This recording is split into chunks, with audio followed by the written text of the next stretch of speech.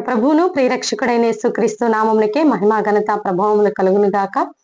ప్రియులారా, ఉదయకాల సమయమందు ఎర్లీ మార్నింగ్ ఫ్రెష్ టైంలో దేవుడు తన వాక్కును మనకు రిలీజ్ చేస్తూ ఉండగా, ఆత్మపూర్ణులుగా ప్రభు సన్నిధిలో దేవుని వాక్కును విని రిసీవ్ చేసుకొని ఆ వాక్యం ప్రకారం ధైర్యం తెచ్చుకొని మన జీవితంలో ఏవి లోటు కుదువ కొరత ఉన్నప్పటికీ, నష్టము కష్టము ఉన్నప్పటికీ, ఎన్నో కార్యములు తలపెట్టుకున్నప్పటికీ కొన్ని జరుగుతూ కొన్ని జరగకుండా, కొంత మానసికమైన ఒత్తిడి, కొంత దేవుడు కార్యం చేస్తున్నాళ్లే అంటూ ధైర్యము, ఇలా కొనసాగుతున్నటువంటి మన ఆధ్యాత్మిక జీవితంలో ప్రతి ఎర్లీ మార్నింగ్ ఉదయకాలమందే దేవుడు నీకు అందిస్తున్నటువంటి ఈ యొక్క చక్కని వాగ్దానాల కార్యక్రమం, ఈ ఆధ్యాత్మిక కార్యక్రమం మన జీవితాలకు ఎంతో ధైర్యమునిస్తూ ఉండగా, ఈ రోజు దేవుడు మనకిస్తున్నటువంటి చక్కని వాగ్దానము నిజంగా హృదయపూర్వకంగా దేవుడు మనతోనే మాట్లాడుతున్నారు.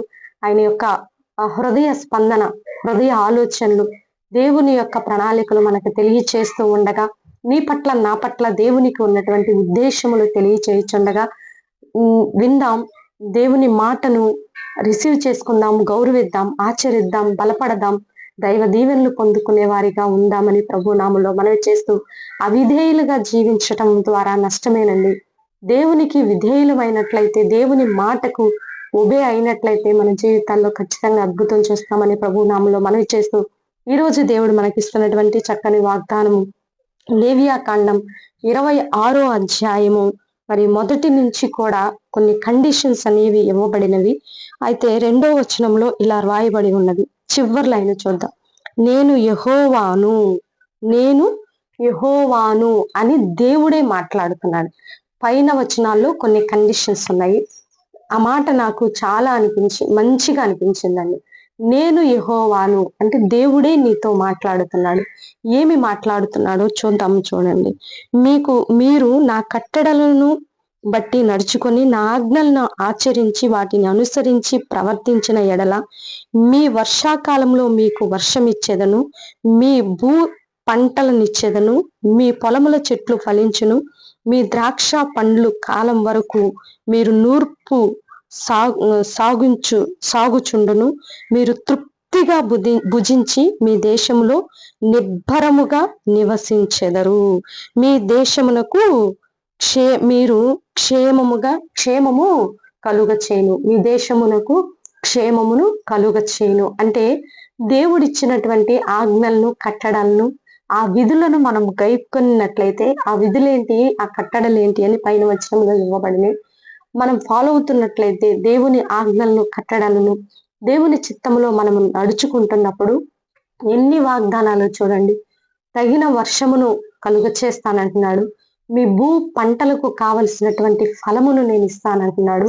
మీ పంటలు సస్యశ్యామలముగా ఉంటాయని, ద్రాక్ష కాలము వరకు నూర్పు కొనసాగునని. నూర్పు అంటే అండి అది వరి గింజలు తీస్తాం కదా, ఆ నూర్పు కాలము సమృద్ధిగా మనం అనుభవిస్తామని, మీ దేశము క్షేమముగా ఉంటుందని, మీ దేశంలో తృప్తి కలిగించినట్లు సమృద్ధి అయిన ఆహారము, ఆర్థికంగా, ఆరోగ్యపరంగా, కుటుంబపరంగా, వ్యక్తిగతంగా, మానసికంగా, శారీరకంగా అన్ని రకాలుగా మనము దైవ సన్నిధిని అనుభవిస్తూ సంతృప్తిగా ఈ లోకంలో జీవిస్తామని దేవుడు చేస్తున్నటువంటి చక్కని వాగ్దానం అండి. ఎందుకంటే మీరు తృప్తిగా భుజిస్తారు, మీ దేశంలో క్షేమం ఉంటుంది.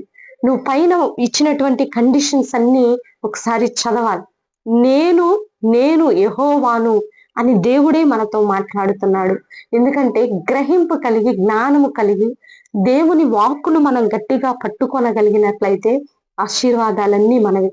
మన పరిశుద్ధ మందిరములో దేవుడిచ్చినటువంటి ప్రతి ఆజ్ఞలను పాటిస్తూ, పరిశుద్ధ దినమును, పరిశుద్ధపరచబడినటువంటి విశ్రాంతి దినమును ఆచరిస్తూ దేవుని సన్నిధిలో మనం బలముగా ఉన్నట్లయితే దీవెనలన్నీ మనవేనండి, ఎక్కడికి దాటిపోవు. ఎన్ని దీవెనలు ఇచ్చారో చూడండి. తగిన వర్షముని ఇస్తానంటున్నారు, మీ పంటలు పండుతాయి, నూర్పుడు, మీ ద్రాక్ష పండ్ల కాలము వచ్చే వరకు నూర్పు అంటే నిరంతరము పంటల ఫలమును మనం అనుభవిస్తాం. అన్ని కాలాల్లో అన్ని సమృద్ధిగా ప్రతి సీజన్ లో ఉండేటటువంటి ప్రతి ఫ్రూట్, ప్రతి ధాన్యాలు, గింజలు భూమి నుంచి వచ్చే ప్రతి పంటను మనం అనుభవిస్తాం. ఈ దినాలలో మరి భూమి మీద ఆధారపడినటువంటి ప్రజలు, రైతులు ఎంత ఇబ్బంది పడుతున్నారో మీరు గమనిస్తున్నారా లేదు? నాకైతే భూమి మీద ఉన్నటువంటి ఇంట్రెస్ట్, ఆ యొక్క ఆసక్తి పోయింది. ఎందుకంటే రైతు కష్టపడి అండి, నేను ఎంతో మందిని చూస్తూ ఉంటాను. రైతు కష్టపడి నారు పోసిన విత్తనం, నారు పోసిన దగ్గర నుంచి ఆ నారుని పెంచి, ఆ నారు తీసి నాటు వేసి, ఆ పొలంలో నీరు పెట్టి, ఆ 6 కాలము కష్టపడి ఆ పంట చేతికి వచ్చి, ఆ మొలకలు వస్తున్నప్పుడు, ఆ కంకి వస్తూ ఉన్నప్పుడు, ఆ పాలు పోసుకుంటున్నటువంటి ఆ సమయంలో ఒకసారి వర్షాలు రావటం, వరదలు రావటం, అవి కొట్టుకుపోవటం, మునిగిపోవటం, భయంకరమైనటువంటి నష్టము కలిగినప్పుడు, ఆ ధాన్యం అంతా నీట మునిగిపోవటం, ఆ మిర్చి అంతా నీట మునిగిపోవటం, అసలు ఈ కష్టాలన్నీ చూస్తున్నప్పుడు ఎంత బాధ అనిపిస్తుందంటే, అప్పుడు అనిపిస్తుంది, ప్రవ్వా నీకు అవిధేయంగా ఏమి జీవించాము ప్రవ్వా, క్షమించయ్యా. సకాలంలో పంట ఇంటికి చేరినట్లు సహాయం చేయమని ఎంతగానో ప్రార్థన చేస్తూ ఉంటామండి. ఇప్పుడు ఈ ప్రజెంట్ ఈ దినాలలో మిర్చి పంట చేతికి వచ్చి ఉంది. ఆ పంట కోసుకుని ఇంటికి చేరే వరకు క్షేమం ఇవ్వు ప్రభా, క్షేమం ఇవ్వు ప్రభా అని ఎంత ప్రార్థన చేస్తూ ఉంటాము. అది వరి అయినా, రకరకాల పంటలు, వాణిజ్య పంటలు, ధాన్యాల పంటలు, అన్ని పంటల కోసం ఎంతగానో ప్రార్థన చేస్తూ ఉంటాం. కాబట్టి మన రైతు క్షేమంగా ఉన్నట్లయితే ప్రపంచమంతా క్షేమంగా ఉన్నట్లే. కాబట్టి పంట పండించే రైతు దేశానికి ఎంతో ముఖ్యం. కాబట్టి దేవుడు ఈరోజు వాక్యం ద్వారా మనతో తన వాగ్దానాన్ని రిలీజ్ చేస్తున్నాడు. నువ్వు నా ఆజ్ఞలు కట్టడలను పాటించు, నేను చెప్పిన ప్రకారం నువ్వు నడుచుకో, నీ దీవెనలన్నీ నీకే ఇస్తానని. సకాలంలో వర్షములు, సకాలంలో నీ పంట, నువ్వు తృప్తిగా తిని నీ దేశము క్షేమముగా ఉంటుంది. అది నీ వ్యక్తిగత జీవితంలోనైనా, నీ ఆధ్యాత్మిక జీవితంలోనైనా అన్ని విధాల దీవించబడతావని ప్రభువు నామంలో మరి దేవుడిచ్చిన వాక్కును రిసీవ్ చేసుకోవాలని మనం చేస్తూ చిన్న ప్రార్థన చేద్దాం. ప్రార్థన. పరిశుద్ధుడా, మహాగణుడా, మీరు ఇచ్చినటువంటి చక్కని వాక్కును బట్టి నీకు వందనాలు ప్రభువా. ఎవరెవరైతే ఈ వాక్కును రిలీజ్ చేసిన వాక్కును నాయన రిసీవ్ చేసుకుంటున్నారో అతి బిడ్డలందరినీ మీరు దీవించండి. మంచి ఆరోగ్యాలు దయచేయండి. ప్రయాణమైపోతున్న బిడ్డల చుట్టూ నీ కాపుదల ఉంచండి. రైతుల్ని మీరు ఆశీర్వదించండి. సకాలంలో వర్షాలు దయచేయండి. సకాలంలో ఋతుపవనాలు వచ్చును గాక. ఈ ఎలీనో ప్రభావము లేకుండా తండ్రి మీ కాపుదల ఉంచండి తండ్రి. ఎక్కడెక్కడైతే దుర్మార్గము, అయా చెడు, కీడు ప్రబలుతుందో అట్టి ప్రాంతాలను మీరు అణిచివేయండి ప్రభా. దుష్ట శక్తుల ప్రభావం అంతటిని కుప్పగొలుస్తున్నాం యేసునామంలో తండ్రి. ఆయా దళితుల పక్షాన, దళిత క్రైస్తవుల పక్షాన మీ కాపుదల ఉంచండి. సుప్రీంకోర్టు తీర్పును మీరు కొట్టివేయమని వేడుకుంటున్నాము ప్రభా.